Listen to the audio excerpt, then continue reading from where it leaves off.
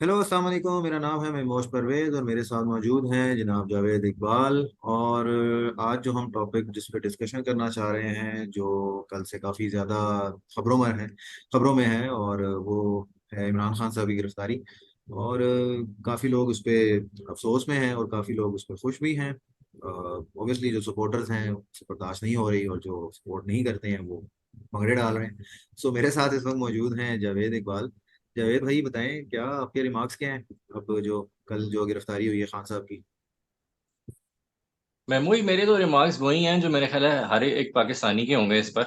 क्योंकि देखेंगे जिस तरह तोशा खाना का बनाया गया है केस, और आपको वो भी सबके सामने ही है कि जब उसका सारा रिकॉर्ड निकला है तो उसमें ये घड़ी को छोड़ के तो बहुत बहुत घड़ियां हैं, और सोने जवाहरात हैं, गाड़ियां भी तक हैं जो जरदारी और नवाज शरीफ भी ले चुके हुए हैं। तो उसके बाद भी देखें कि अगर फेयर ट्रायल हो जाता तो चलें, फिर हम मान लेते।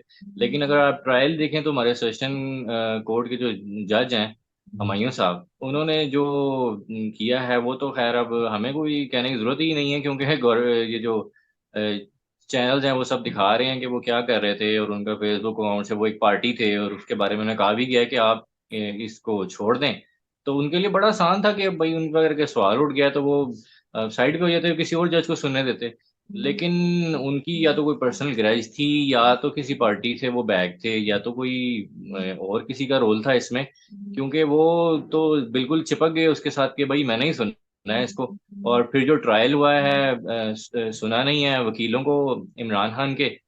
तो ये तो बिल्कुल जो है वो एक बनाना रिपब्लिक बनता जा रहा है पाकिस्तान। अच्छा, मेरे ख्याल में जब आपके खिलाफ फैसला आ जाता है किसी के भी, मैं खान साहब की बात नहीं कर रहा, किसी की बात कर, तो फिर ऐसी ही बातें आती हैं कि हमें सुना नहीं गया या पर्सनल ग्रज था।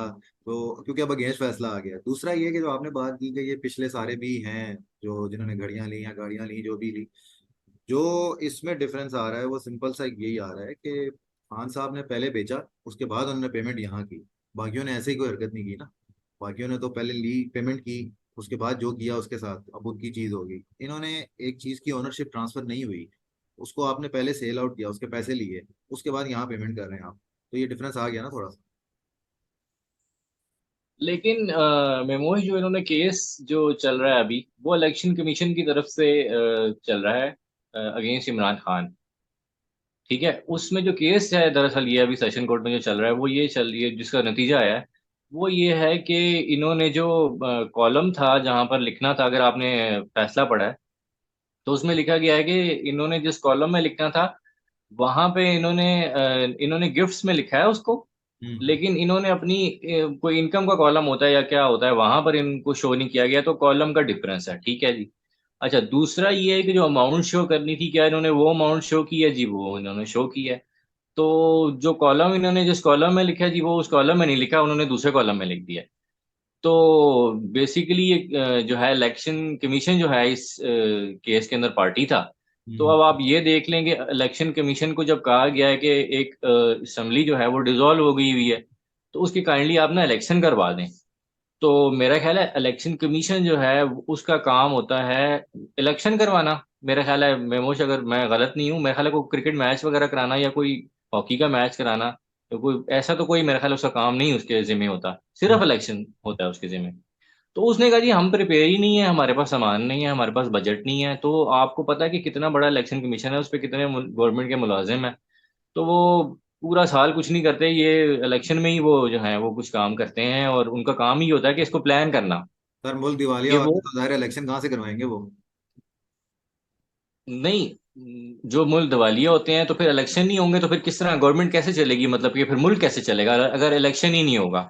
यार अगर लेकिन फिर आप ये तो हर स्टेबिलिटी थोड़ी सी रहनी चाहिए ना, थोड़ा सा इनको अगर टाइम दे दिया जाए, स्टेबल स्टेबल रहे थोड़ा सा, तो इसमें क्या बुराई है। वैसे ही हमारी हुकूमत नहीं, पिछली भी फिर हिली आइन नहीं है। खत्म कर देते हैं, फिर स्टेबिलिटी दे देते हैं, आइन खत्म कर दें फिर आप। तो कानून तो खत्म हो गया ना फिर आइन तो खत्म हो गया आपका। आप फिर ये देख लें कि स्टेबिलिटी देखनी है हमने, हम बाहर दौरे करेंगे। ठीक है, हम बाहर खजाने के पैसों से हज भी करेंगे।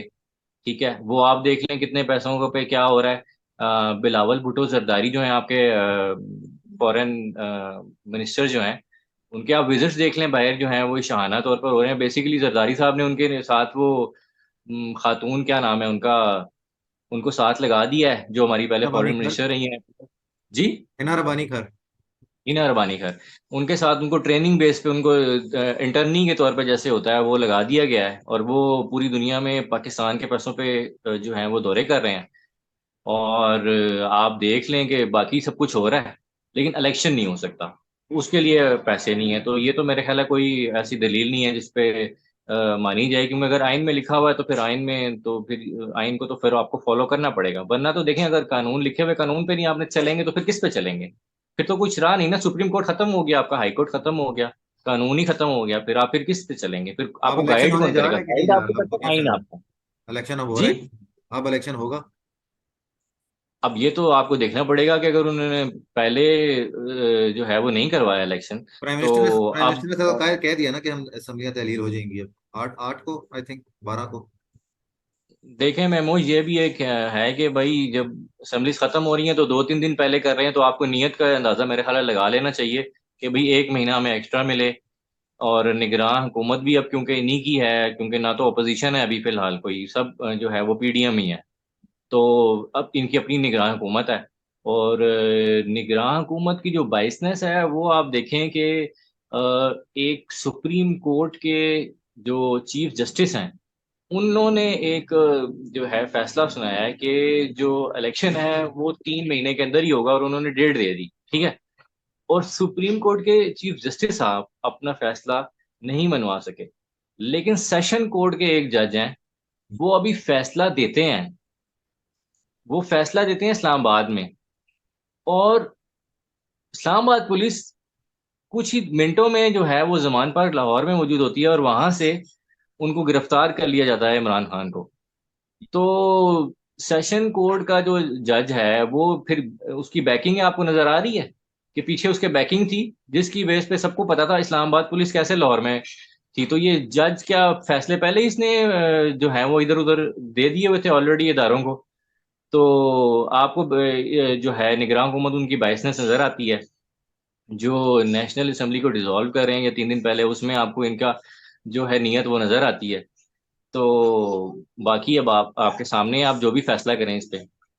ये आपका पॉइंट ऑफ व्यू है, मेरा तो फिर वही है कि जब आपके अगेंस्ट फैसला आता है, मैं किसी भी पार्टी की, मैं नहीं सिर्फ इनकी बात करता। अभी रिसेंटली लास्ट टाइम भी जब नून लीग के अगेंस्ट चीजें होती रही हैं या पीडीएम के अगेंस्ट होती रही हैं, तब वो बोलते रहे हैं कि ये हमारे खिलाफ है, जज मिले हुए हैं, ये है वो है। इसी तरह जब अब खान साहब के अगेंस्ट आया तो हम लोग यही कर रहे हैं। लेकिन अच्छी बात यह है कि इस बार खान साहब की गिरफ्तारी के ऊपर कोई हालात खराब नहीं हुए मुल्क के, ये एक मुझे पॉजिटिव चेंज नजर आया है। उसके आप ऊपर जो भी कह लें, जो भी वजह आप बोलें, लेकिन मेरे ख्याल में ये बेहतर एक हो गया, ये एक अच्छी चीज हो गया। एंड जी मेमोश, आपका कहना है कि जो है वो माहौल जो है ठीक रहा और हालात जो है वो खराब नहीं हुए हैं, तो मेरे ख्याल है इस पर नया कानून आ चुका हुआ है। तो ये क्यों नहीं हुआ और क्यों हुआ है, तो इस पे तो बात की नहीं जा सकती अभी। तो मेरा ख्याल है और कोई सवाल है तो आप करें, क्योंकि इस पे तो बात करने पे कानून नया आ चुका हुआ है। तो कोई भी पाकिस्तानी जो है वो इस पे बात नहीं कर सकता। सर वो बात करे ना करे, लेकिन मैं जस्ट एक कहना ये चाह रहा हूँ कि ये कोई अच्छी चीज तो नहीं है कि आप निकल के आग लगा रहे हैं सड़कों पे, लोगों को रोक रहे हैं, जो लोग आम लोग जा रहे हैं वो उनको उनको रोक के आपको क्या फायदा? मतलब आप किसी को तकलीफ देंगे इसमें, या तो खान साहब को फायदा हो जाना है या कुछ है, मतलब आम लोगों को तकलीफ जा रही है ना, वो चीज एक एंड हुई है। ये कोई भी पार्टी करे, जो भी पार्टी करे, ये गलत है। मतलब हमने देखा बेनजीर को जब उनकी डेथ हुई, वो पीपल्स पार्टी के लोग निकल रहे हैं सड़कों पे आग, मतलब यार क्यों? इसमें क्या फायदा होगा, किसका फायदा?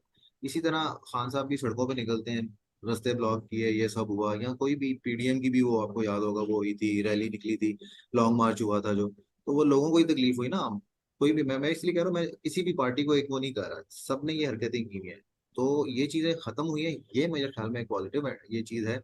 बाकी आपकी बात अपनी जगह ठीक है कि जो सेशन जज की तरफ से फैसला आ रहा है, थोड़ा सा लगता है कि बायसनेस आ जाती है, लेकिन और वो क्यों आ रही है, वो मेरे ख्याल में रीजन वो भी सबको पता है इस पे।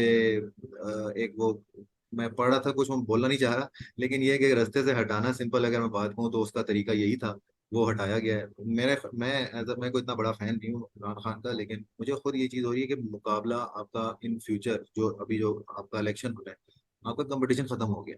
क्योंकि आप अनडाउटेडली, पीटीआई वाज द, आप कह लो कि मोस्ट फेमस पार्टी इस टाइम पे, जिसकी सबसे ज्यादा इस वक्त सपोर्ट थी। तो उसकी जीत खास तौर पे पीडीएम की परफॉर्मेंस के बाद, ये जो लास्ट 1 डेढ़ साल की है, उसके बाद उसकी जीत के काफी रोशन इम्कान थे। तो खान साहब को रास्ते से हटाने का मतलब ये है कि पीटीआई का हैंड, क्योंकि पीटीआई इज इमरान खान। मैं पीटीआई से खड़ा हूँ, आप खड़ा हूँ, हमें कोई वोट नहीं देगा।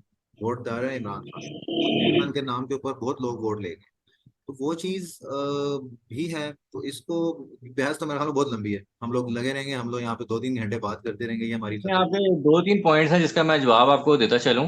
जी। पहला, आपने जो बात की है कि रास्ते से हटाने वाली जो आपने बात की है, और आपने कहा कि पीटीआई जो है वो, उसकी जीत जो है आपको पता ही है पॉपुलैरिटी उसकी क्या थी, तो हम्म। उसको रिमूव किया। तो आपको मेरे ख्याल है फिर जो है फैसले के बारे में जो आप कह रहे हैं कि आप फैसला नहीं मानते, आपकी बात से ही पता चल रहा है कि वो एक बाइस फैसला था जिसकी बेस पे हटाया गया है। तो आपने खुद ही जवाब दे दिया है कि Panama case is a different case, और यहाँ पे जो एक हुई है स्ट्रेटजी वो आपने खुद ही उसको अपनी बात को काउंटर कर दिया है।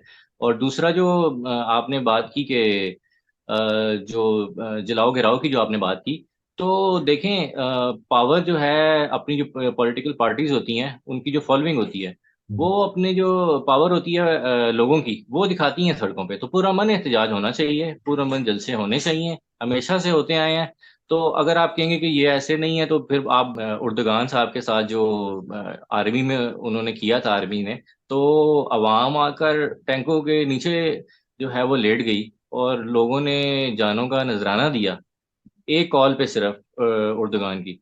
तो अगर वो ना होता तो फिर वो कंट्री कहाँ खड़ा होता, जमहूरियत तो खत्म हो जाती वहां से।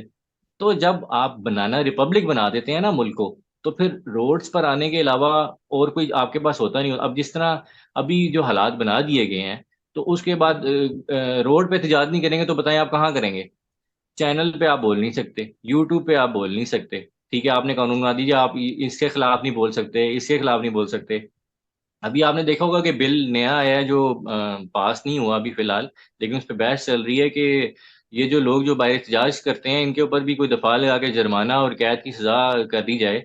तो ये तो मुझे एक ही कंट्री नजर आती है, आई थिंक वो नॉर्थ कोरिया है, जहां पर बिल्कुल भी जो है आप उसके जो उसको चला रहा है उस मुल्क को, उसके पे आप बात ही नहीं बिल्कुल भी कर सकते। अगर आप बात करते हैं वो आपको उठा के ले जाते हैं। इसी तरह मुझे याद आता है कि सदाम हुसैन के बारे में ये बात मशहूर थी कि आप उसके खिलाफ अगर बात करते थे तो आप कमरे में बैठ के बात करते थे तो वो लीक हो जाती थी, और वो आपको आगे उठा लेता था कि मेरे खिलाफ आप बात ही नहीं कर सकते। तो हम्म। वो एक डिक्टेटर था। तो फिर ये एक हमारे फिर जमहूरियत नहीं है, फिर एक डिक्टेशन है ये। हम्म। तो ये आपने जो दो बातें उठाई थी, मैंने कहा उसका आपको रिप्लाई कर दूं। बहस बड़ी लंबी चली जाएगी, लेकिन ये है कि अगर हम कहते हैं खान साहब को हटाया जा रहा है, तो खान साहब ने जो स्टेप लिए थे उनकी बिना पे हटाया जा रहा है। ये स्टेप सेम नवाज शरीफ भी ले चुके हैं। बैक इन 1998 उनके साथ क्या हुआ था, यही स्टेप लिया था उन्होंने भी। 2013 के इलेक्शन के बाद, आई थिंक 2016 या 17 में नवाज शरीफ को बाहर भेज दिया जब गया। उस वक्त भी नवाज शरीफ ने यही स्टेप उठाया था कि ये चीज़ खत्म होनी चाहिए, जो कि अभी इमरान खान की कोशिश थी। लेकिन नवाज शरीफ के साथ वो सपोर्ट नहीं थी वहां की, जो कि इमरान खान के साथ थी, जिसकी वजह से शायद अब ये एक ज्यादा वावेला मचा इस बात का। इससे पहले नवाज शरीफ ने कोशिश की, नवाज शरीफ के साथ क्या हुआ, इमरान खान ने कोशिश की, इमरान खान के साथ अवाम की सपोर्ट के बावजूद एट द एंड उनके साथ अब यही हुआ है। वो भी जेल में गए, नवाज शरीफ भी जेल में गए थे, जरदारी भी जेल में गए थे। तो मेरे ख्याल में ये चीज तो कंटिन्यू रहेगी। तो जो आपकी बात है, मुझे किसी हद तक वो भी ठीक लग रही है, तो हमें फिर ऐसे ही चलते रहना महमूद चाहिए। साहब जो बात कर रहे हैं, जी महमूद साहब जो जो बात कर रहे हैं कि नवाज शरीफ की आप बात कर रहे हैं, तो हम्म। अभी तो कोई इमरान खान के खिलाफ कोई पनामा केस तो नहीं आया था। पनामा देखिए, आपको पता है कि पूरी दुनिया में एक आया था और वहां पर ऑफशोर कंपनीज के बारे में बताया गया था। और जब ऑफशोर कंपनीज के बारे में बताया गया था, तो former prime minister Nawaz Sharif के जो बेटे हैं, हुसैन नवाज, वो खुद ब खुद टीवी पर आ गए थे और उन्होंने कहा था कि हमारी तो कोई भी ऐसी नहीं, उन्होंने बल्कि आके मान लिया था कि ये हमारी कंपनीज हैं। मरियम तो नवाज ने उससे कहा पहले था भाई। आपको पता ही है वो बहुत मशहूर एक सना बचा की शो में मरियम नवाज का डायलॉग के आप खुद ही दोहरा दें वो। मरियम नवाज का कि मेरी पाकिस्तान लंदन में, क्या तो क्या पाकिस्तान में भी कोई जायदाद नहीं है। जी बिल्कुल।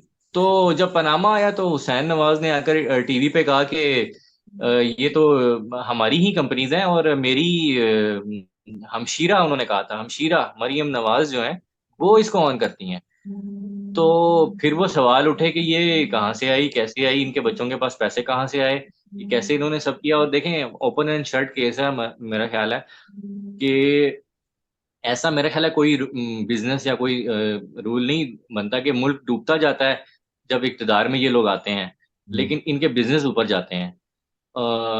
जो हमारे क्या नाम है, इसाक डार साहब हैं, उनके बेटों के दुबई में जो है वो टावर्स हैं। और दुबई में टावर लेना, एक फाइनेंस मिनिस्टर के बेटे, मतलब सिर्फ मुझे ये बता दें कि ये जो हमारे पॉलिटिशियंस हैं, मेनली जो नून लीग और पीपल्स पार्टी के हैं, तो हम्म। क्या ये इनके बच्चे इतने अच्छे बिजनेसमैन बनते हैं? बाकी कोई पाकिस्तानी का जो है वो कोई ब्रेन नहीं है या कुछ है नहीं। लेकिन आप अगर हुसैन नवाज और हसन नवाज को सुने आप, तो आप मेरे ख्याल नहीं कहेंगे कि वो जीनियस हैं या कुछ है, क्योंकि जीनियस जो होते हैं आपको सुन की समझ आ जाती है कि भाई ये तो बहुत बड़ा जीनियस है, कोई साइंटिस्ट है ये। एक टैलेंट है वो, तो जीन जेनेटिक्स में आ रहा है, उनकी जीन्स में आ रहा है। जैसे यहाँ पे सरबराह हैं आपके मुल्क के, इसी तरह उनके बच्चे एक अच्छे कंपनियों के सरबराह हैं। तो मेरे ख्याल में ये बहस फिर मैं कहूँगा बहुत लंबी जाएगी, और बड़ा ये गहरा टॉपिक है, इस पे मेरे ख्याल स्टॉप करते हैं, इस पे मुझे मजीद बच्चों और की हम। आपने बात की है, तो एक छोटी सी मैं बात करता चलूं कि आपने बच्चों की बात की और वो टैलेंट की बात की और दिमाग की बात की। तो इनके जो दादा हैं, तो उनके बारे में शहबाज शरीफ कहते हैं कि मैं गरीब लोहार का बेटा हूँ।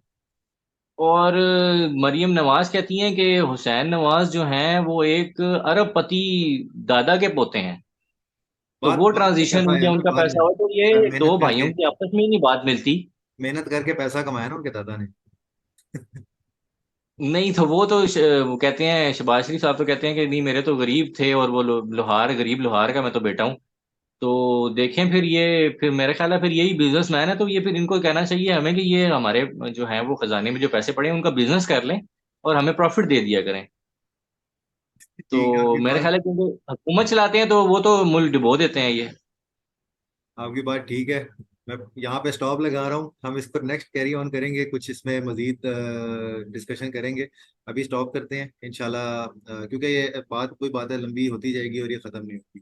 तो इस पे हम बैठ के कुछ, क्योंकि अभी अभी हम प्रिपेयर्ड भी नहीं है, तो हम कुछ अच्छा प्रिपेयर करके इस पे और अच्छे तरीके से मजीद डिस्कशन करेंगे, और कुछ फैक्ट्स निकालेंगे पुराने भी इंशाल्लाह। ठीक है Javed, thank you so much, next video में मुलाकात करते हैं। अल्लाह हाफ़िज़। Thank you.